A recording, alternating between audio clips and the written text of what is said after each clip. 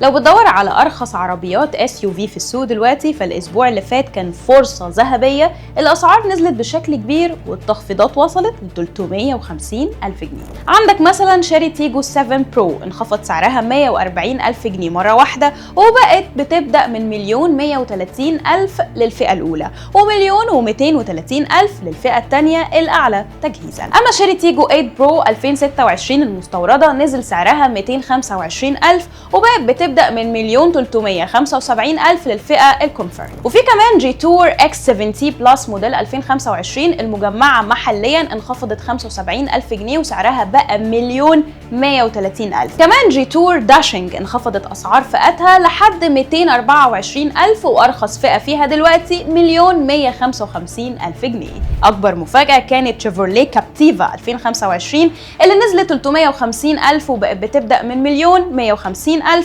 للنسخة الخماسية. المنافسة مولعة، الأسعار دي ما بتجيش كل يوم، يعني لو عايز تشتري عربية مفيش أحسن من الوقت ده.